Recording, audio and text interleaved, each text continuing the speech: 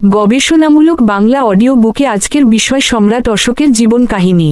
আশা করি এই audio book আপনাদের ভালো লাগবে। ভালো লাগলে চ্যানেলটি সাবস্ক্রাইব করবেন এবং অডিও বুকটি শেয়ার করবেন।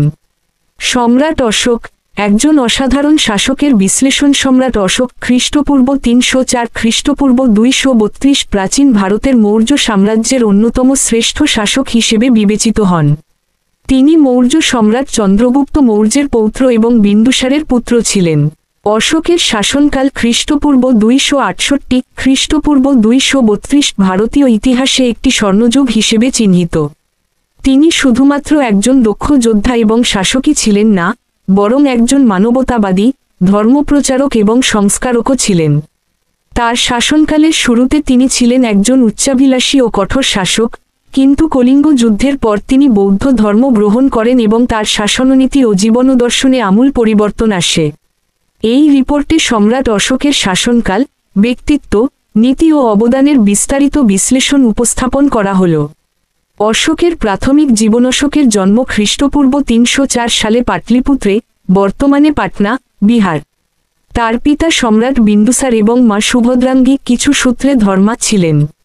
অশোকের প্রাথমিক জীবন সম্পর্কে খুব বেশি তথ্য পাওয়া যায় না, তবে জানা যায় যে তিনি একজন দক্ষ যোদ্ধা এবং প্রশাসক ছিলেন। তিনি তক্ষশিলা ও উজ্জয়িনীর মতো গুরুত্বপূর্ণ প্রদেশের শাসনকর্তা হিসেবে দায়িত্ব পালন করেছিলেন। তার শাসন কৌশল ও সামরিক দক্ষতা তাকে মৌর্য সিংহাসনে আরোহণের পথ সুগম করে। কলিঙ্গ যুদ্ধ ও জীবনের মোড়। অশোকের শাসনকালের সবচেয়ে গুরুত্বপূর্ণ ঘটনা ছিল খ্রিস্টপূর্ব ২৬১ সালে কলিঙ্গ যুদ্ধ। কলিঙ্গ, বর্তমান ওড়িশা অঞ্চল, ছিল একটি শক্তিশালী ও স্বাধীন রাজ্য। অশোক এই অঞ্চল জয় করার জন্য একটি বৃহৎ সামরিক অভিযান পরিচালনা করেন। যুদ্ধে প্রায় ১ লক্ষ মানুষ নিহত হয় এবং আরও অনেকে আহত ও বন্দী হয়। এই ভয়াবহ রক্তপাত ও ধ্বংসলীলা অশোকের মনে গভীর প্রভাব ফেলে। তিনি যুদ্ধের ভয়াবহতা ও মানুষের দুঃখ কষ্ট প্রত্যক্ষ করে বৌদ্ধ ধর্মের প্রতি আকৃষ্ট হন। তিনি বৌদ্ধ ধর্ম গ্রহণ করেন এবং ধর্মাশোক, ধর্মপ্রিয় অশোক হিসেবে পরিচিত হন। অশোকের শাসননীতি। অশোকের শাসননীতি ছিল সহানুভূতি, ন্যায়বিচার ও ধর্মের উপর ভিত্তি করে গড়ে উঠেছিল। তিনি তার শাসনকে ধর্ম নীতির মাধ্যমে পরিচালিত করতেন। এই ধর্ম ছিল একটি নৈতিক ও সামাজিক কাঠামো, যা সকল ধর্মের সার্বজনীন মূল্যবোধের উপর ভিত্তি করে গড়ে উঠেছিল। অশোকের ধর্মের মূলনীতিগুলোর মধ্যে ছিল অহিংসা, সকল প্রাণীর প্রতি সহানুভূতি ও অহিংসা পালন; সত্যবাদিতা ও ন্যায়বিচার, সত্য ও ন্যায়ের প্রতি অঙ্গীকার; সামাজিক সমতা, সকল শ্রেণী ও সম্প্রদায়ের প্রতি সমান আচরণ; পরিবেশ সংরক্ষণ, প্রকৃতি ও জীবজন্তুর প্রতি দায়িত্বশীল আচরণ; শিক্ষা ও কল্যাণ, জনগণের শিক্ষা, স্বাস্থ্য ও কল্যাণের জন্য কাজ করা। অশোক তার ধর্ম প্রচারের জন্য বিভিন্ন শিলালিপি ও স্তম্ভলিপি স্থাপন করেন। এই শিলালিপিগুলোতে তিনি তার নীতি, জনকল্যাণমূলক কাজ ও ধর্মীয় দর্শনের কথা উল্লেখ করেন। এই লিপিগুলো প্রাচীন ভারতের বিভিন্ন ভাষায়, প্রাকৃত, গ্রিক, আরামাইক লেখা হয়েছিল, যা তার শাসনের বিস্তৃতি ও বৈচিত্র্য প্রকাশ করে। অশোকের অবদান ১. বৌদ্ধ ধর্মের প্রসার। অশোক বৌদ্ধ ধর্মের একজন মহান পৃষ্ঠপোষক ছিলেন। তিনি বৌদ্ধ সংঘকে শক্তিশালী করেন এবং ভারতের বিভিন্ন স্থানে স্তূপ ও বিহার নির্মাণ করেন।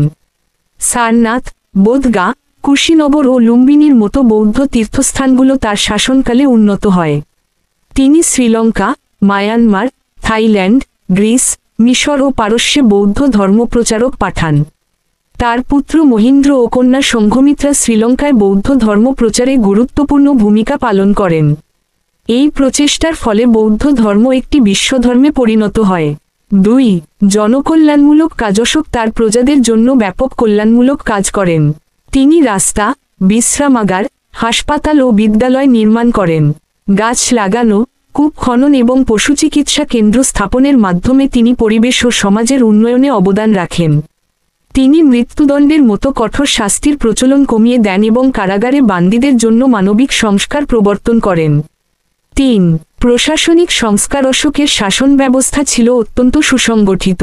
তিনি একটি কেন্দ্রীভূত প্রশাসন ব্যবস্থা গড়ে তুলেছিলেন, যেখানে ধর্মমহামাত্র নামে বিশেষ কর্মকর্তারা ধর্মের প্রচার ও জনগণের কল্যাণ তদারকি করতেন।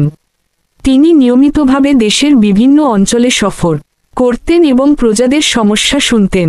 তার শাসন ব্যবস্থা ছিল স্বচ্ছ ও জনকেন্দ্রিক। 4. শান্তি ও সহাবস্থান। অশোক ছিলেন শান্তি ও ধর্মীয় সহিষ্ণুতার প্রতীক।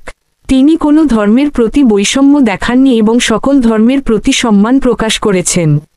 তার শিলালিপিতে তিনি উল্লেখ করেছেন যে সকল ধর্মের মূল উদ্দেশ্য মানুষের কল্যাণ। এই দর্শন তাকে একজন আধুনিক শাসক হিসেবে প্রতিষ্ঠিত করে। অশোকের উত্তরাধিকার। অশোকের মৃত্যুর পর মৌর্য সাম্রাজ্য ক্রমশ দুর্বল হয়ে পড়ে, কিন্তু তার আদর্শ ও নীতি আজও প্রাসঙ্গিক। তার শিলালিপি ও স্তম্ভলিপি ভারতীয় ইতিহাসের গুরুত্বপূর্ণ দলিল। সারনাথের অশোক স্তম্ভের শীর্ষভাগে থাকা চারমুখী সিংহ ভারতের জাতীয় প্রতীক হিসেবে গৃহীত হয়েছে। তার ধম্মনীতি আধুনিক গণতান্ত্রিক ও মানবাধিকার ভিত্তিক সমাজের পূর্বসূরি হিসেবে বিবেচিত হয়। উপসংহার। সম্রাট অশোক ছিলেন এমন একজন শাসক যিনি কেবল সাম্রাজ্য বিস্তারের মাধ্যমে নয়, বরং মানবতা, শান্তি ও ধর্মের প্রচারের মাধ্যমে ইতিহাসে অমর হয়ে আছেন।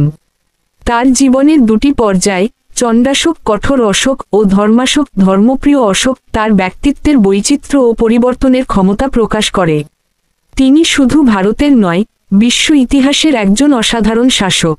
তার শাসননীতি ও আদর্শ আজও মানুষকে শান্তি, সহানুভূতি ও সহাবস্থানের পথে অনুপ্রাণিত করে। তথ্যসূত্র: অশোকের শিলালিপি ও স্তম্ভলিপি। বৌদ্ধ গ্রন্থ, দীপবংশ, মহাবংশ। আধুনিক ঐতিহাসিক গবেষণা, রমিলা থাপার, উপিন্দর সিং। এই রিপোর্টটি অশোকের জীবন ও শাসনকালের উপর ভিত্তি করে বিস্তারিত তথ্য প্রদান করে। যদি কোনো নির্দিষ্ট দিকের উপর আরও তথ্য প্রয়োজন হয়, দয়া করে জানান।